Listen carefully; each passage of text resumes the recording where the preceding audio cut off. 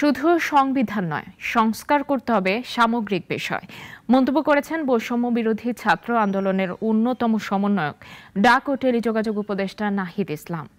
বিকেলে নর্দার্ন বিশ্ববিদ্যালয়ে এক ফলক উন্মোচন অনুষ্ঠানে এই মন্তব্য করেন তিনি। এ সময় রাষ্ট্র সংস্কারে সবাইকে নিজের জায়গায় অবদান রাখার আহ্বান জানান সমন্বয়করা।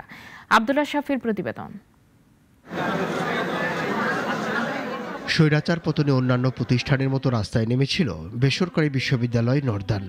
আন্দোলনের শুরুর দিকে উত্তরায় পুলিশের সঙ্গে সংঘর্ষে প্রাণ হারান প্রতিষ্ঠানটির শিক্ষার্থী আসিফ হাসান। মূলত তার স্মরণসভা এবং স্মৃতিফলক উন্মোচনে আয়োজন করা হয় দোয়া মাহফিলের। যোগ দেন 2 উপদেষ্টা সহ বৈষম্য বিরোধী আন্দোলনের 4 সমন্বয়ক।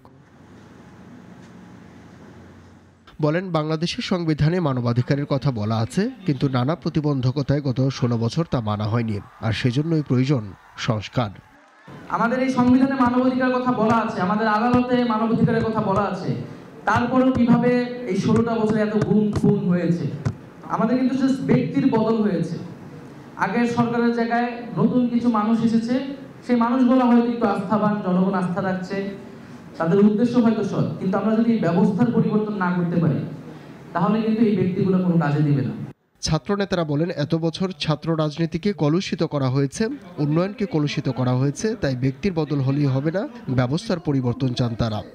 সামনের বাংলাদেশের সিদ্ধান্ত মেকিং বলুন, পলিসি মেকিং বলুন, রাষ্ট্র পরিচালনা বলুন, সেখানেও বেসরকারি বিশ্ববিদ্যালয় সমন্বয়ভাবে ভূমিকা রাখবে বলে আশা ব্যক্ত করি। ভাই, দেশ থেকে সব চোর পালায়ে গেছে, ইনশাআল্লাহ রাস্তা দ্রুত হয়ে যাবে, আমরা আশা রাখছি।